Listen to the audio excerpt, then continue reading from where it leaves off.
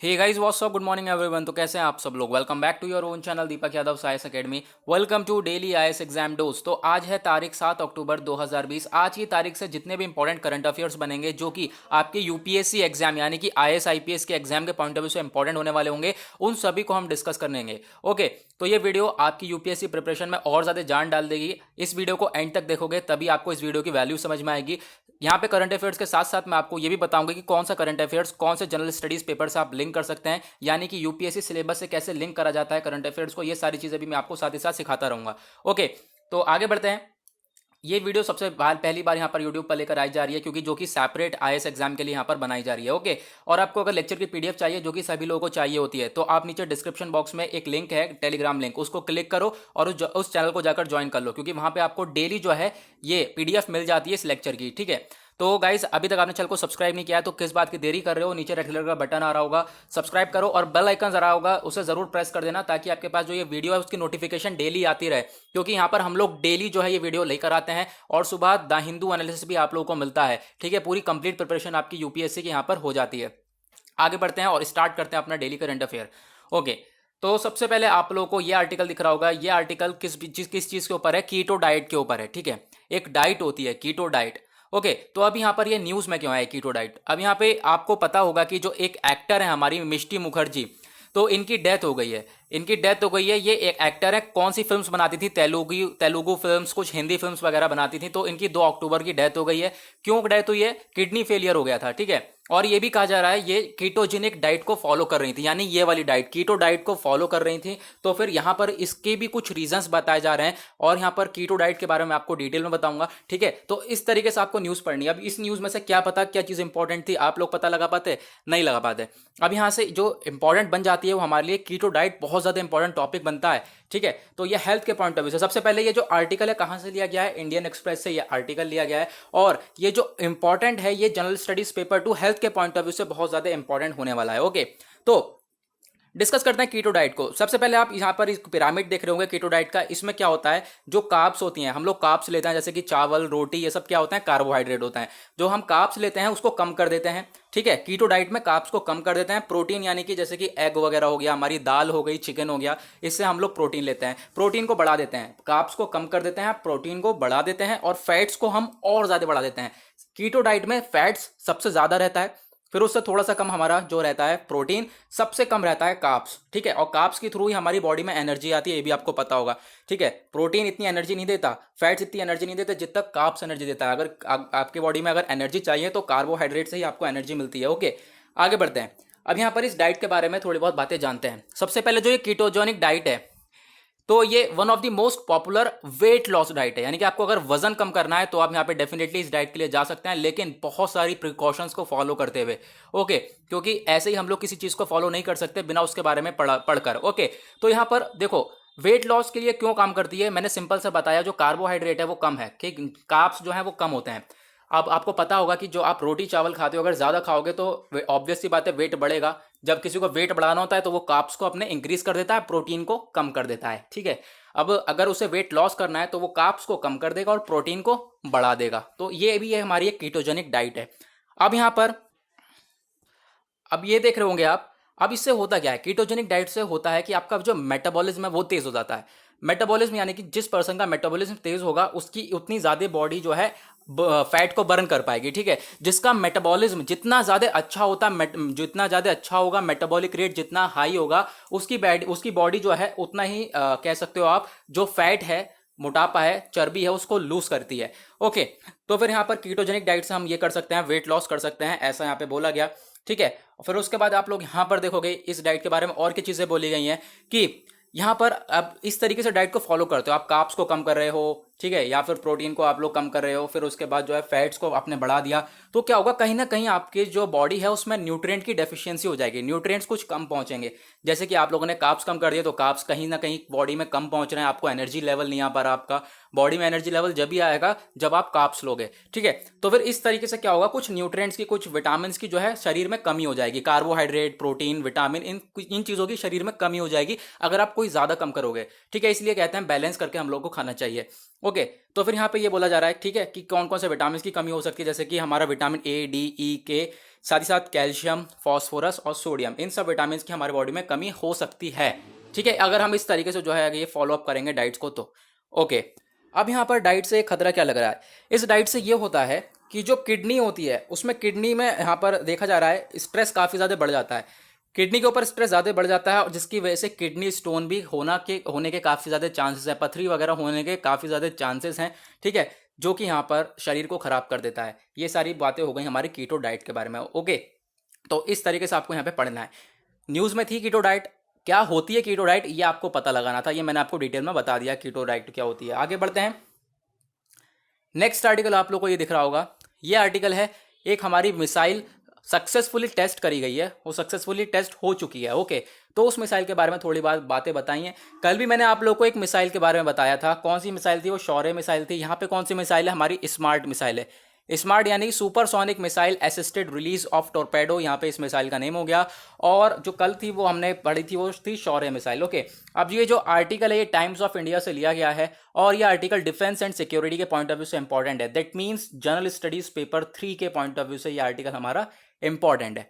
Okay, अब यहाँ पे जो मिसाइल है सक्सेसफुली टेस्ट कर ली गई है, जो कोस्ट ऑफ ओडिशा से यहाँ पर इसको टेस्ट करा गया सक्सेसफुली। उसके बाद एक बात ध्यान में रखो, ये जो मिसाइल थी ये हमारी एंटी सबमरीन टॉर्पेडो सिस्टम था, एंटी सबमरीन मिसाइल थी। एंटी सबमरीन यानी कि अब मैं आपको बताता हूँ कि जो हमने परसों डिस्कस किया था, कल डिस्कस किया था, वो हमने शौर्य मिसाइल के बारे में डिस्कस किया था। अब जो ये शौर्य मिसाइल है ये हमारी सबमरीन मिसाइल है। ठीक है, सबमरीन मिसाइल यानी कि इसे सबमरीन से छोड़ा जाता है, इस मिसाइल को सबमरीन से लॉन्च करा जाता है। ओके, और ये जो हमारी स्मार्ट मिसाइल है इसको हम सबमरीन से लॉन्च नहीं करते, सिंपल। ठीक है, उसके बाद में एक चीज़ और याद रखना है, मैंने आपको कल की वीडियो में बताया भी था कि जो मिसाइल्स होती हैं दो तरीके का ऐसा पाथवे होता है, एक होती है हमारी बैलिस्टिक मिसाइल और दूसरी होती है क्रूज मिसाइल। जो बैलिस्टिक मिसाइल होती है उसका पाथवे ऐसा होता है, जो क्रूज मिसाइल होती है उसका पाथवे ऐसा होता है। ठीक है, ये भी आपको पता होना चाहिए। ओके, तो यहाँ पर ये जो मिसाइल है हमारी स्मार्ट, ये एंटी सबमरीन है, इसे सबमरीन से नहीं छोड़ा जाता है। ओके, सबमरीन से नहीं लॉन्च किया जाता है, इसके बारे में भी आप याद रखना। थर्ड आर्टिकल, थर्ड पे आते हैं हम लोग। यहाँ पे किस चीज़ के बारे में बात करी जा रही है? Education for deaf children. अब आपको पता होगा कि बहुत सारे बच्चे ऐसे होते हैं हमारे जो है कंट्री में जिन्हें सुनाई नहीं देता या फिर जो बहरे होते हैं, सेम ही बात हो गई। ठीक है, तो उनको हम लोग किस तरीके से एजुकेशन को प्रोवाइड कर सकें, ये बात बोली जा रही है इस आर्टिकल में। अब जो ये आर्टिकल है ये मैंने ऑल इंडिया रेडियो से लिया है, सोशल इश्यूज यानी जनरल स्टडीज पेपर 1 के पॉइंट ऑफ व्यू से ये आर्टिकल इंपॉर्टेंट है। ओके, अब यहाँ पर ये एजुकेशन डीफ चिल्ड्रन के लिए बात करी जा रही है, किस तरीके से हम बच्चों को प्रोवाइड करा सकते हैं। तो सबसे पहले आप लोग को ये दिख रहा होगा, हम ऐसे जेस्चर्स वगैरह इस्तेमाल करके इस तरीके से, जो साइन लैंग्वेज होती है ना, इसे हम कहते हैं साइन लैंग्वेज। साइन के थ्रू बंदा दूसरा समझ लेगा, उसे अगर सुनाई नहीं दे रहा है तो हम साइन के थ्रू उसे समझा सकते हैं। तो ये साइन लैंग्वेज के बारे में बात करी जा रही है। साइन लैंग्वेज का इस्तेमाल करके हम जो डीफ स्टूडेंट्स हैं, डीफ चिल्ड्रन हैं, जिन्हें सुनाई नहीं देता है, उनको हम एजुकेशन प्रोवाइड करवा सकते हैं। That is a very very very good step. Okay, तो इसके लिए एक हिस्टोरिक मेमोरेंडम ऑफ अंडरस्टैंडिंग को साइन किया गया था, साइन किया यहाँ पे 6 अक्टूबर को 2020 में। उसके बाद किस किस के बीच में ये साइन करा गया? Indian sign language research and training के बीच में, साथ ही साथ एनसीईआरटी के बीच में, ये दोनों बॉडी के बीच में मेमोरेंडम ऑफ अंडरस्टैंडिंग को साइन करा गया कि जो स्टडी मटेरियल्स है वो इस तरीके से प्रोवाइड करेंगे कि उसमें साइंस वगैरह के थ्रू चीज़ों को समझाया हुआ हो, तो साइन के थ्रू यानी कि जो डीफ चिल्ड्रन है वो इस चीज़ों को समझ सकें। ठीक है, अब यहाँ पे एमओयू का क्या पार्ट है कि जो एजुकेशनल प्रिंट मटेरियल्स है, जैसे मैंने अभी आपको बताया, एनसीईआरटी टेक्स्ट बुक्स हो गए, टीचर्स की हैंडबुक हो गई, कुछ सप्लीमेंट्री मटेरियल्स हो गया, कुछ रिसोर्सेज हो गए क्लास 1 to 12 के लिए। तो ये सारे सब्जेक्ट्स के जो चीज़ें हैं, ये सारा का सारा जो एजुकेशन मटेरियल है, इसको साइन लैंग्वेज में प्रोवाइड कराया जाए डिजिटल फॉर्मेट में। डिजिटल फॉर्मेट में हम लोग साइन लैंग्वेज में इसको कन्वर्ट कर दें तो बच्चा अच्छी तरीके से समझ सकता है, जिसको सुनाई नहीं देती है। ओके, तो वो अच्छी तरीके से चीज़ों को कनेक्ट कर सकता है। ठीक है, तो यहाँ पर ये स्टेप बोला जा रहा है कि जो डीफ चिल्ड्रन है उनकी एजुकेशन को हम ग्रो कर सकें। दैट इज वाई यहाँ पर ये आर्टिकल न्यूज़ में है। ओके, आगे बढ़ते हैं। अब यहाँ पर ये कुछ हमारा Indian sign language research training centre के बारे में बताया गया है। ये किसके अंडर में आता है? Department of empowerment of persons of disabilities, ministry of social justice and empowerment के अंडर में आता है। ये आपको पता होना चाहिए। ओके, नेक्स्ट आर्टिकल आते हैं। नेक्स्ट आर्टिकल में बात करी जा रही है एमिशन नॉर्म्स फॉर ट्रैक्टर्स। जो ट्रैक्टर्स अब हमारे बनेंगे उसके लिए कुछ एमिशन नॉर्म्स वगैरह दिए गए हैं। ठीक है, कि जो ट्रैक्टर्स अब की बार मैन्युफैक्चर करे जाएं वो इस तरीके से मैन्युफैक्चर करे जाएं कि पॉल्यूशन वगैरह ना करें वो। ठीक है, तो अब यहाँ पर आप देखोगे ये जो आर्टिकल है हमने बिजनेस स्टैंडर्ड से लिया है और ये एनवायरमेंट के पॉइंट ऑफ व्यू से इंपॉर्टेंट है। क्यों एनवायरमेंट के पॉइंट ऑफ व्यू से इंपॉर्टेंट है? क्योंकि बेसिकली बात इस आर्टिकल में यही हो रही है कि जो ट्रैक्टर्स हो गए या फिर जो हमारे कुछ हैवी व्हीकल्स हो गए, जैसे कि हमारा क्रेन वगैरह हो जाती है, ठीक है, बुलडोजर, क्रेन वगैरह, रोड रोलर, तो इन सबको इस तरीके से जो है बनाया जाए जो कि ये पॉल्यूशन वगैरह बिल्कुल भी क्रिएट ना करें। तो दैट इज वाई हम लोग इसको एनवायरमेंट से रिलेट करते हैं। और एनवायरमेंट हमारा कौन से पेपर में आता है? जनरल स्टडीज पेपर 3 के अंदर में हमारा एनवायरमेंट का टॉपिक आता है। ओके, अब यहाँ पे जो मिनिस्ट्री ऑफ रोड ट्रांसपोर्ट और हाईवे है, इन्होंने बोला कि जो एमिशन नॉर्म्स है ट्रैक्टर्स के लिए वो एप्लीकेबल होंगे 2021 अक्टूबर से, यानी कि अगले साल 2000 अक्टूबर 2021 से जो है ये सारे एमिशन नॉर्म्स एप्लीकेबल हो जाएंगे। ठीक है, किसके लिए? कंस्ट्रक्शन इक्विपमेंट व्हीकल्स के लिए। कंस्ट्रक्शन इक्विपमेंट व्हीकल्स कौन से होते हैं? जैसे क्रेन हो गया, ठीक है, बुलडोजर, रोड रोलर, जो भी हैवी व्हीकल्स होते हैं, ठीक है, तो इनके लिए भी जो ये सारी चीजें नॉर्म्स एप्लीकेबल होंगी वो अप्रैल 2021 से, और ट्रैक्टर्स के लिए जो एप्लीकेबल होंगी वो अक्टूबर से। ठीक है, अब जो याद रखना है, इसे ट्रैक्टर्स के लिए जो यहाँ पर ये सारी चीजें एमिशन नॉर्म्स को एप्लीकेबल करा जाएगा वो अक्टूबर से होगा, और जो हमारे हैवी व्हीकल्स होंगे उनके लिए अप्रैल से यहाँ पर इसको, इन सारी चीजों को हम लोग एप्लीकेबल करेंगे। अब यहाँ पे बेसिकली एप्लीकेबल क्या करने की बात करी जा रही है? एप्लीकेबल बात करने की जा रही है कि जो एमिशन नॉर्म्स हैं, एमिशन नॉर्म्स के ऊपर काम करना चाहिए कि जो एमिशन क्या होता है, हमारा कुछ एयर पॉल्यूशन वगैरह करेगा। ठीक है, अगर ऐसा कोई यहाँ पर व्हीकल हुआ आज के टाइम पे, जैसे कि व्हीकल्स हैं, ट्रैक्टर्स वगैरह, तो आपके देखोगे कितना ज़्यादा धुआं निकलता है, तो उससे क्या होता है? एयर पॉल्यूशन होता है हमारा, ठीक है, वायु प्रदूषण होता है। तो एयर पॉल्यूशन को कंट्रोल करने के लिए हमारे कुछ एमिशन नॉर्म्स लाए जा रहे हैं, और ये एप्लीकेबल होंगे किस किस मंथ से, मैंने आपको बता दिया। ओके, अब जो मिनिस्ट्री है हमारी, इन्होंने नोटिफाई करा amendment to the central motor vehicles rules, इसमें कुछ बदलाव करे, हमारे सेंट्रल मोटर व्हीकल्स रूल्स 1989 में कुछ बदलाव करे। ठीक है, हमारे किसने? मिनिस्ट्री ने। और इसमें बदलाव करने के साथ साथ बोला कि कुछ जो हमारे एमिशंस नॉर्म्स हैं वो इम्प्लीकेबल होंगे, वो एप्लीकेबल होंगे अलग तरीके से, कि मैंने फिर से वही वाली बात आ गई कि जो पॉल्यूशन वगैरह ना हो, इस तरीके से जो है हम लोग क्या करेंगे, अब ट्रैक्टर्स वगैरह को मैन्युफैक्चर करेंगे। ओके, अब जो यहाँ पर जो एग्रीकल्चरल मशीन होती हैं उनके लिए अलग चीज़ें बताई गई हैं, इनको सेपरेट में रखा गया है। जैसे कि एग्रीकल्चर ट्रैक्टर्स हो गए, पावर ट्रेलर्स हो गए, एग्रीकल्चर कंबाइंड हार्वेस्टर्स हो गए, तो इन सब की यहाँ पर क्या होगा, इन सब के लिए अलग एमिशन नॉर्म्स रखे जाएंगे। ये सब अलग तरीके से जो है मैन्युफैक्चर करे जाएंगे, और बाकी जो हमारे जैसे डेली यूज में आते हैं वो सब अलग तरीके से मैन्युफैक्चर करे जाएंगे। ओके, अब यहाँ पर आप लोग देखोगे बात ये भी करी जा रही है कि जो हमारा अभी BS4 सिस्टम हम लोग अप्लाई करते हैं, और बात करी जा रही है इसको हम कन्वर्ट करने वाले हैं ट्रेम स्टेज, ट्रेम TREM, ट्रैम स्टेज 5 में, यानी कि BS5 कह लो, BS5 स्टेज में हम लोग इसको कन्वर्ट कर देंगे। ठीक है, और उसके बाद यहाँ पे मिनिस्ट्री के बारे में बात करी जा रही है। जो हमारी मिनिस्ट्री है उसने ये रिसीव करी रिक्वेस्ट कि किसके द्वारा? मिनिस्ट्री ऑफ एग्रीकल्चर के द्वारा, यानी मिनिस्ट्री ऑफ एग्रीकल्चर ने मिनिस्ट्री से जो है रिक्वेस्ट करी कि जो ट्रैक्टर मैन्युफैक्चरर्स हैं, एग्रीकल्चर एसोसिएशन है, इनके ऊपर कुछ काम करा जाए। और साथ ही साथ हम लोग अब इसके ऊपर काम करने वाले हैं, जो ट्रैक्टर्स वगैरह मैन्युफैक्चर होंगे, बनेंगे, वो उसके लिए कुछ अलग हमारे रूल्स एंड रेगुलेशंस होने वाले हैं। ओके, नाउ नेक्स्ट आर्टिकल हम लोगों का यह है क्वाड कंट्रीज के बारे में। क्वाड, यहाँ पे हमारा एक क्वाड्रिलेटरल डायलॉग हो गया इसका नाम, और ये इसमें 4 कंट्रीज है, 4 कंट्री का ग्रुप है। वो कौन कौन सी कंट्री है हमारा, आपको यहाँ पे दिख रहा होगा, ठीक है, USA, Japan, India and Australia, ये हमारी हो गई 4 कंट्रीज। 4 कंट्रीज की ग्रुप है, और ये 4 कंट्री आपस में मिलकर काम करती हैं, एक दूसरे को सपोर्ट करती हैं। ठीक है, और ये जो आर्टिकल है ये हमने ऑल इंडिया रेडियो से लिया है, इंटरनेशनल रिलेशंस के पॉइंट ऑफ व्यू से इंपॉर्टेंट होने वाला ये आर्टिकल, यानी कि जनरल स्टडीज पेपर 2 के पॉइंट ऑफ व्यू से इंपॉर्टेंट है ये आर्टिकल। ठीक है, इस तरीके से आप लोगों को लिंक करना है। अब यहाँ पे जो ये मीटिंग है कोविड-19 को लेकर होगी, उसके बाद जो है हम लोग कैसे अपना ट्रेड वगैरह, मैन्युफैक्चरिंग, और साथ ही साथ 5G टेक्नोलॉजी के ऊपर, और कोविड-19 वैक्सीन को कैसे कैसे हम लोग जो है मेंटेन करके चलेंगे, 5G टेक्नोलॉजी हम कैसे अपनी कंट्रीज में लेकर आएंगे, ये सारी जो मीटिंग होगी इन सब चीज़ों को लेकर, ये इन चारों कंट्रीज के बीच में होगी। और वो 4 कंट्रीज कौन कौन सी हैं? India, Japan, US and Australia, इन चारों कंट्रीज के बीच में ये सारी मीटिंग कंडक्ट कराई जाएगी। ओके, जिससे कि यहाँ पे क्या होगा, हम लोग चाइना से बच सकते हैं। ठीक है, चाइना से अब अपना ट्रेड कम कर सकता है। ठीक है, ओके, आगे बढ़ते हैं। उसके बाद यहाँ पर हमारी एक USA से भी मीटिंग होने वाली है, वो होगी हमारी 2+2 मीटिंग। अब यहाँ पे क्वेश्चन उठता है सभी के दिमाग में, यार ये 2+2 मीटिंग कौन से होती है? इसमें क्या होगा, इंडिया के 2 मिनिस्टर्स जाएंगे और US के 2 मिनिस्टर्स होंगे। दो मिनिस्टर यहाँ के इंडिया के होंगे, 2 मिनिस्टर US के होंगे। इस मीटिंग को कहते हैं हम लोग 2+2। Okay, simple. आगे बढ़ते हैं। उसके बाद एक यहाँ पर आर्टिकल आता है हमारा सेंट्रल जू अथॉरिटी से रिलेटेड। सेंट्रल जू अथॉरिटी प्राणी मित्रा अवार्ड जो है ये देने की बात करी जा रही है। मित्रा अवार्ड दिया जाने वाला किन लोगों को दिया जाएगा? जो कि जू होता है ना, चिड़ियाघर होते हैं, उनको मेंटेन करके रखते हैं, उनके जो स्टाफ होता है, मैनेजर होता है, डायरेक्टर होता है, उन सबको ये अवार्ड्स देने की बात करी जा रही है, क्योंकि वो काफ़ी अच्छा काम कर रहे हैं हमारे एनिमल्स को वेलफेयर को प्रोटेक्ट करने के लिए। ओके, अब ये जो आर्टिकल है हमने पीआईबी से लिया है और ये अवार्ड से रिलेट कर सकते हो आप, ठीक है।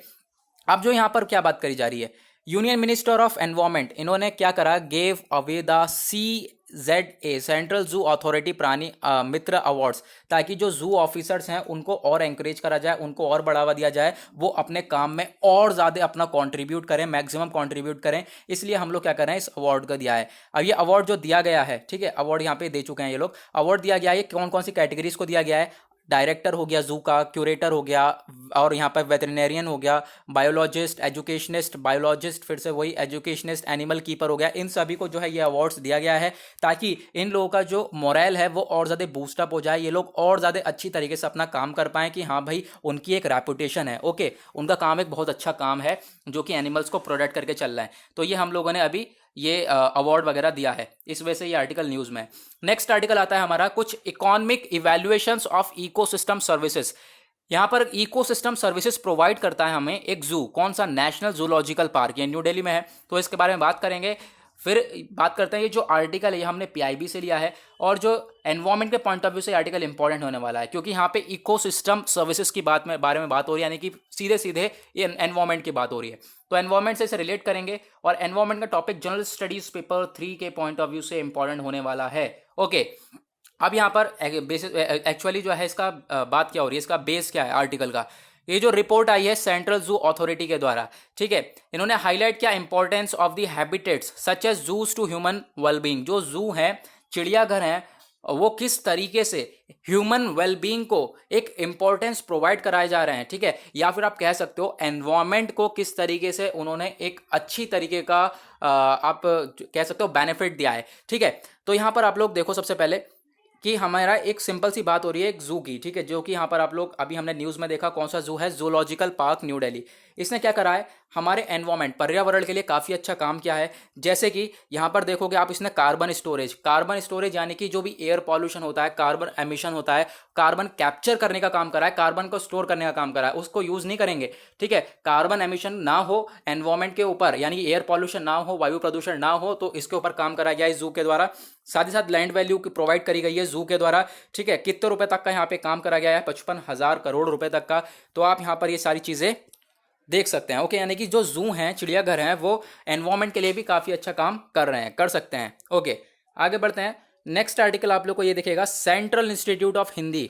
अब यहाँ पर इस आर्टिकल में बात करेंगे कि हमारी एक नई बिल्डिंग बन रही है। किस चीज़ की बिल्डिंग बन रही है? इंस्टीट्यूट ऑफ हिंदी की। इंस्टीट्यूट ऑफ हिंदी जो कि हमारा एक सेंट्रल इंस्टीट्यूट ऑफ हिंदी, एक आगरा में हमारी इसकी बिल्डिंग है, इसके कुछ रीजनल सेंटर्स हैं अलग अलग। तो इसका एक सेंटर आप कह सकते हो हैदराबाद में खुला है, तो इसका भी इनाग्रेशन, इसका उद्घाटन किया गया है हमारे union minister of education Shri Ramesh Pokhriyal Nishank साहब के द्वारा, ठीक है। तो हम डिस्कस करेंगे इसके बारे में। उससे पहले जान लेते हैं ये जो आर्टिकल है पीआईबी से लिया गया है। एजुकेशन के पॉइंट ऑफ व्यू से ये आर्टिकल आपके लिए इंपॉर्टेंट होने वाला है। जनरल स्टडीज पेपर 1, इसे आप किसी से भी रिलेट कर सकते हो। एसए के पॉइंट ऑफ व्यू से भी इंपॉर्टेंट होगा ये आपके लिए, एथिक्स के पॉइंट ऑफ व्यू से भी इंपॉर्टेंट हो जाएगा। ओके, आगे बढ़ते हैं। अब यहाँ पर आर्टिकल में बोला क्या जा रहा है बेसिकली कि इनॉग्रेशन करा है क्या, जो हमारे यूनियन मिनिस्टर ऑफ एजुकेशन है, इन्होंने क्या करा, उद्घाटन किया है किसका? इंस्टीट्यूट ऑफ हिंदी की एक बिल्डिंग जो है ओपन हुई है, उस बिल्डिंग का, ठीक है। अब यहाँ पे जान लो कि जो ये सेंट्रल इंस्टीट्यूट ऑफ हिंदी है, इसके ही कुछ रीजनल सेंटर्स हैं, इसका ही समझ लो एक ब्रांच जो है ओपन हुआ है हैदराबाद में, जिसका इनॉग्रेशन करा गया है। लेकिन अब बात यह आती है ये सेंट्रल इंस्टीट्यूट ऑफ हिंदी है क्या? ओके, तो जो सेंट्रल इंस्टीट्यूट ऑफ हिंदी है एक एजुकेशनल इंस्टीट्यूट है जो कि एस्टेब्लिश करा गया 1960 में। किसके द्वारा? डिपार्टमेंट ऑफ हायर एजुकेशन के द्वारा, मिनिस्ट्री ऑफ एजुकेशन के द्वारा, गवर्नमेंट ऑफ इंडिया, भारत सरकार के द्वारा, इन लोगों के द्वारा इस इंस्टीट्यूट को जो है एस्टेब्लिश करा गया 1960 में। ये रन करी जाती है ऑटोनॉमस ऑर्गेनाइजेशन के द्वारा, ठीक है। ये अपने आप मतलब कि जो भी सेल्फ गवर्निंग बॉडी है उसके द्वारा इसको क्या करा जाता है, रन करवाई जाती है इस इंस्टीट्यूट को, वो जैसे कि केंद्रीय हिंदी शिक्षण मंडल के द्वारा। उसके बाद जो इंस्टीट्यूट है mainly conducts various projects and activities for teaching, यानी कि जो इंस्टीट्यूट है काफ़ी सारे प्रोजेक्ट्स वगैरह कंडक्ट करता है, काफ़ी सारी एक्टिविटीज़ लेकर आता है, जैसे कि teaching, training, research, promotion, propagation of Hindi, Hindi के माध्यम से काफी ज्यादा काम करता है, क्योंकि ये इंस्टीट्यूट ही किसका है, हिंदी का, सेंट्रल इंस्टीट्यूट ऑफ हिंदी, जो कि हिंदी के लिए काम करेगा, हिंदी लैंग्वेज को प्रमोट करेगा, हिंदी लैंग्वेज के प्रमोशन के लिए, प्रोपोगेशन के लिए, चाहे वो नेशनल लेवल हो, यानी कि चाहे वो इंडिया हो, चाहे वो विदेश हो, इंटरनेशनल लेवल हो, सभी लेवल पे हिंदी को एक आप कह सकते हो प्रमोशन करने के लिए, प्रमोट करने के लिए हमारा ये बॉडी काम करती है, ये इंस्टीट्यूट काम करता है। ओके, इसका जो हेडक्वार्टर कहाँ पर है, आगरा में है। अभी इसके कुछ काफ़ी सारे ब्रांचेस हैं, रीजनल सेंटर्स हैं, इसके 8 रीजनल सेंटर हैं, जिसमें से एक हमारा अभी हैदराबाद में ओपन हुआ है, ठीक है, जिसका इनॉग्रेशन कराया हमारे यूनियन एजुकेशन मिनिस्टर ने, जिस वजह से ये आर्टिकल हमारा न्यूज़ में है। ओके, नाउ नेक्स्ट आर्टिकल में बात करते हैं वर्ल्ड हैबिटेट डे के बारे में। वर्ल्ड हैबिटेट डे 2020 ये ऑब्जर्व करा गया 5 अक्टूबर को। 5 अक्टूबर को वर्ल्ड हैबिटेट डे मनाया गया और इसका थीम क्या था, हाउसिंग फॉर ऑल, यानी कि ये वर्ल्ड हैबिटेट को यहाँ पे आप कह सकते हो ह्यूमन हैबिटेट। ह्यूमन हैबिटेट यानी कि जो पीपल हैं जिनके झोपड़पट्टी में रह रहे हैं, ठीक है, जिनकी हालत बिल्कुल भी सही नहीं है, उनका जो आप कह सकते हो लिविंग स्टैंडर्ड है वो बहुत ज़्यादा डाउन है, किसी के छत पे, किसी के सर पे छत नहीं है, ठीक है, किसी के सर पे टूटी फूटी छत है, तो उनको एक अच्छी लाइफ को प्रोवाइड करने के लिए हमारा ये वर्ल्ड हैबिटेट डे मनाया जाता है। क्या लिखा है, हाउसिंग फॉर ऑल, सभी को घर मिले, एक बेटर अर्बन फ्यूचर मिले, ठीक है, बेटर अर्बन फ्यूचर मिले, दैट इज वाई यहाँ पर ये डे मनाया जाता है और इसी वजह से ये न्यूज़ में, क्योंकि 5 अक्टूबर को हर साल मनाया जाता है। उसके बाद अब यहाँ पर ये यूनाइटेड नेशन के सोर्स से लिया गया है, सोशल इश्यूज यानी जनरल स्टडीज पेपर 1 के पॉइंट ऑफ व्यू से इंपॉर्टेंट है।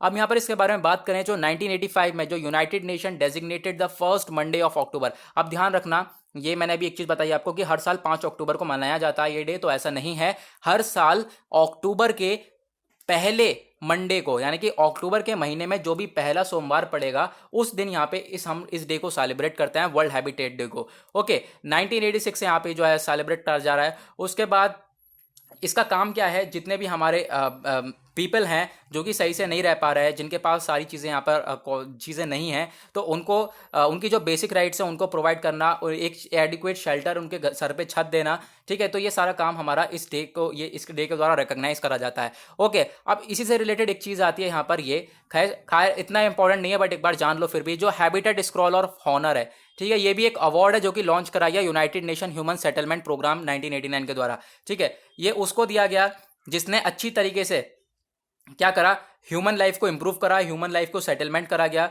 ठीक है, एक क्वालिटी अर्बन लाइफ दिया किसी पर्सन को, तो उसको ये अवार्ड दिया जाता है। ओके, आगे बढ़ते हैं।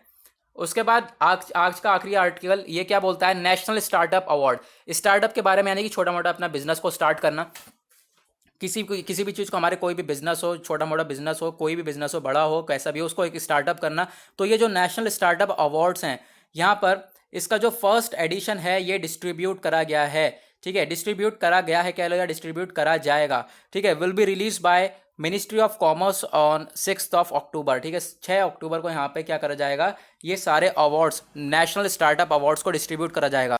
यानी कि आज है तारीख हमारी 6 अक्टूबर, आज के दिन, सॉरी आज नहीं, कल थी तारीख 6 अक्टूबर, कल के दिन यहाँ पे ये डिस्ट्रीब्यूट कर लिया गया है। ओके, अब यहाँ पे जो department for promotion of industry internal trade has conceive the first ever national startup awards, तो ये लोग क्या कर रहे हैं यहाँ पर, first ever national startup award दे रहे हैं। जैसे कि मैंने आपको बताया, फर्स्ट एडिशन है, सबसे पहला एडिशन है नेशनल स्टार्टअप अवार्ड का, कि जिसने भी अच्छी तरीके से अपने बिजनेस को स्टार्टअप दिया है, एक इंडस्ट्री अच्छी सी उठाई है, प्रोडक्ट्स हैं, सॉल्यूशंस हैं, या फिर एम्प्लॉयमेंट जनरेट करा है, वेल्थ क्रिएशन है, एक मीजरेबल सोशल इम्पैक्ट डाला है, ठीक है, इसको डिमॉन्स्ट्रेट करा है, तो उनको यहाँ पे ये जिन्होंने ये सारी चीज़ें क्राइटेरिया फुलफिल करा है उन लोगों को ये अवार्ड दिया जाएगा। और ये जो फर्स्ट एडिशन है अवार्ड्स का, इन्वाइटेड एप्लीकेशन अक्रॉस 12 सेक्टर्स, ये 12 सेक्टर्स को यहाँ पर अवार्ड ये दिया जाएगा। 12 सेक्टर्स कौन कौन से हो सकते हैं, जैसे कि agriculture, education, enterprise, technology, energy, finance, food, health, industry, space security, tourism and urban services. तो इन सारे सेक्टर्स में